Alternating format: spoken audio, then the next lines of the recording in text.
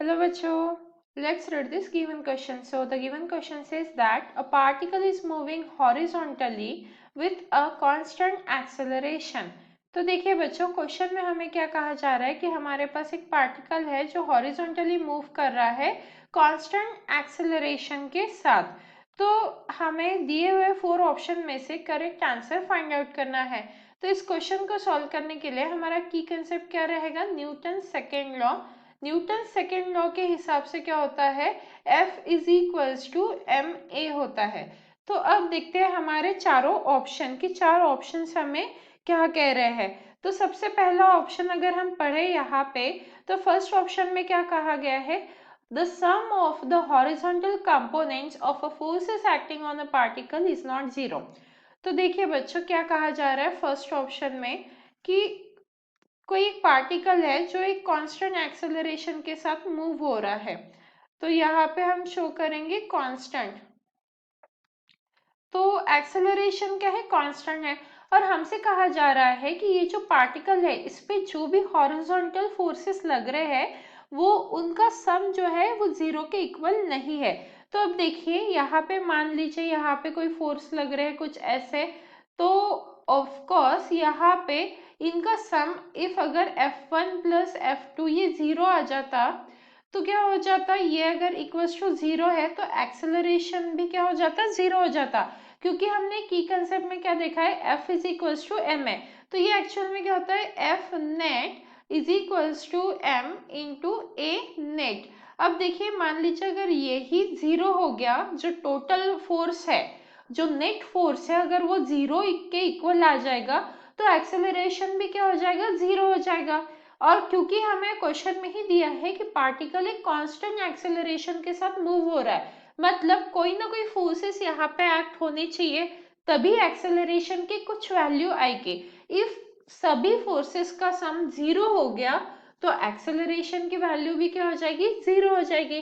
तो इसीलिए हमारा ऑप्शन ए क्या है, करेक्ट है।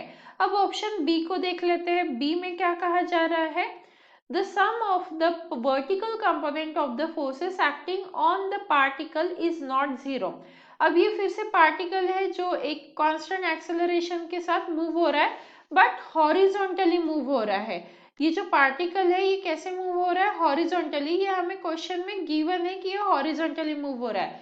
मान लीजिए इस पे कोई वर्टिकल फोर्सेस एक्ट कर रहा है और इनका sum if not equals to zero आ जाएगा, F1 plus F2 is not equals to zero आया, तो इस पार्टिकल ने वर्टिकली भी मूव करना चाहिए, पर ये क्या है, सिर्फ हॉरिजॉन्टली मूव कर रहा है। तो इससे हमें क्या पता चल रहा है कि ये कंडीशन क्या है, फॉल्स कंडीशन है। मतलब जो ऑप्शन बी है वो हमारा रॉन्ग है, ऑप्शन ए क्या है, करेक्ट है। एक सिंपल सा कंसेप्ट जो हमने की कंसेप्ट में भी लिखा है वो हमें ध्यान में रखना है कि इफ हमें एक्सेलरेशन चाहिए तो वहां पे कोई ना कोई फोर्स होना चाहिए।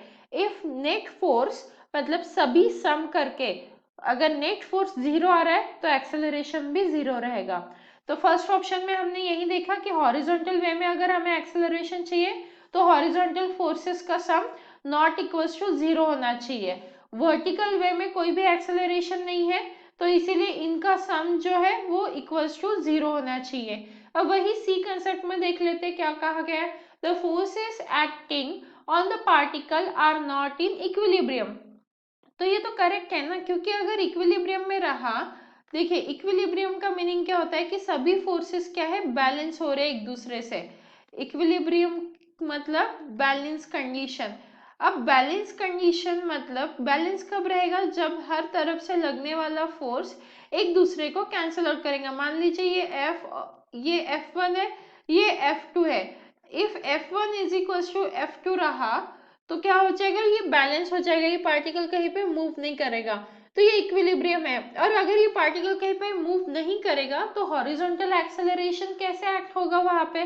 तो इसीलिए हमारा ऑप्शन सी क्या है, करेक्ट है, क्योंकि इसमें क्या कहा गया है, the forces acting on the particle are not in equilibrium. तो नॉट बोला है तो ये करेक्ट है। और ऑप्शन डी तो रॉन्ग हो जाएगा क्योंकि बी ऑप्शन हमारा रॉन्ग है। And hence the final answer for the given question is option A and option C. So hope you understood it well. Best of luck.